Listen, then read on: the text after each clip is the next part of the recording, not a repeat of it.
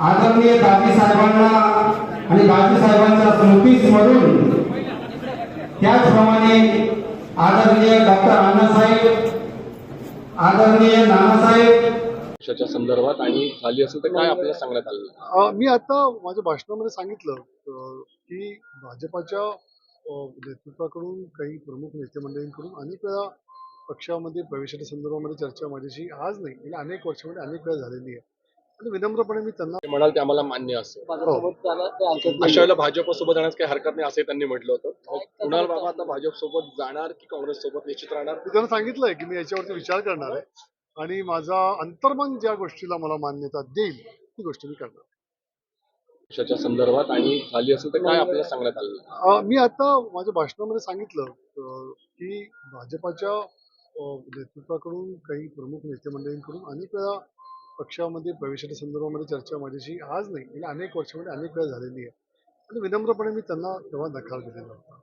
त्यामुळे आज तशी लगेच काही चर्चावाढी झालेली नाही आहे, तर चर्चा होण्याची शक्यता आहे. तर काँग्रेसचे ज्या वेळेला तुम्ही आमदार आहात किंवा काँग्रेसच्या एक महत्वाच्या पदावर आपण आहात, आपली एक साधी सोशल मीडियावरची एखादी पोस्ट म्हटली की त्याच्यासोबत काँग्रेसच्या महत्वाच्या नेत्यांचे खूप फोटो वगैरे सगळंच त्याच्यासोबत ऍड असतं.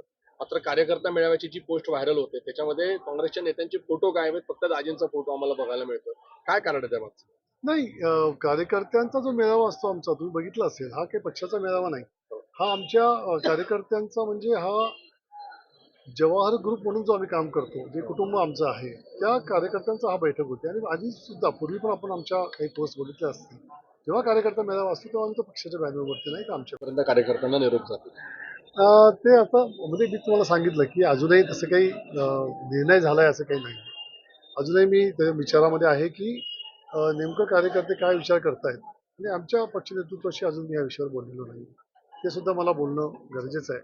त्यामुळे एकंदर माझ्या पक्षामध्ये ज्या पक्षामध्ये गेले इतके वर्ष आपण काम करतो त्या पक्षाच्या नेत्यांची नेतृत्वाशी चर्चा करण्याचा सुद्धा माझा विचार आहे.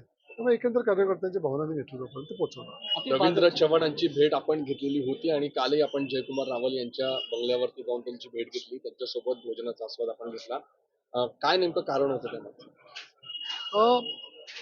मी तुम्हाला म्हणालो की माझ्या तालुका शेवटी ज्या तालुक्याने 10 वर्षे मला आमदार केलंय, ज्या तालुक्यामध्ये गेले अनेक वर्ष आमचे वडील प्रतिनिधित्व करत होते, ज्या तालुक्याच्या कानाकोपऱ्यातल्या प्रत्येक घटकाशी आम्ही संबंधित आहोत, त्या तालुक्यामध्ये जर आज काही अडचणी निर्माण झाल्या असतील तर ते सोडवून घेणं हे आमचं कर्तव्य आहे.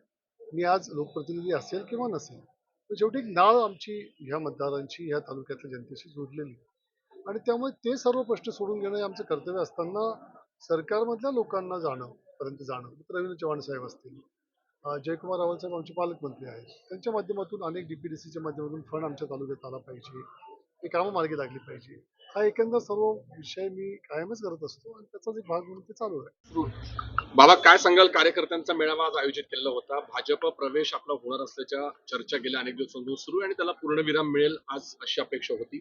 बैठकीचा कार्यकर्त्यांच्या मेळाव्याचं नेमकं काय कारण होतं काय? नाही, गेल्या अनेक दिवसापासून कार्यकर्त्यांची इच्छा होती की एक मेळावा झाला पाहिजे. मिटिंगचं स्वरूप त्या मेळाव्याला होतं, जेणेकरून गेल्या अनेक दिवसापासून जे तालुक्यातल्या विकास कामांचे प्रलंबित प्रश्न आहेत त्या संदर्भामध्ये कार्यकर्त्यांना त्यांच्या भावना समजावून सांगायच्या होत्या. गेल्या सरकारच्या काळामध्ये अनेक कामं जी आपण मंजूर करून आणले होते ते कामं अजून सुरू झालेले नाही आहे. त्याच्यामधले काही कामं हे वर्क ऑर्डर स्टेजला थांबून गेलेले होते.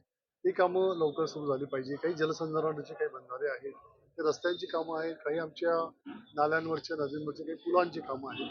असं एकंदर ओव्हरऑल तालुक्यामधल्या विकास कामांच्या संदर्भामध्ये गटागटाच्या माध्यमातून आमच्या चर्चा ह्या होत असतात. त्याचाच एक भाग म्हणून आज एक कार्यकर्त्यांची बैठक आमची संपन्न झाली. गेल्या काही दिवसापासून जे वृत्तपत्रामध्ये आणि मीडियामध्ये पक्ष प्रवेशाच्या बदलाच्या ज्या चर्चा होत आहेत त्या विषयात सुद्धा कार्यकर्त्यांनी याच्यामध्ये आपली भावना व्यक्त केली.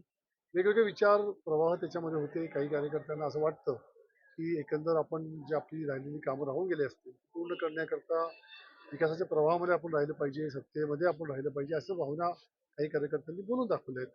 त्यामुळे मी त्यांना फक्त एकच सांगितलं की या संपूर्ण तुमच्या ज्या भावना असतील त्याच्यावरती विचार करून त्याच्या माध्यमातून आपल्याला काय निर्णय करता येईल, सकारात्मक काय विचार करता येईल का, ते करण्याचं आश्वासन मी कार्यकर्त्यांना दिलंय.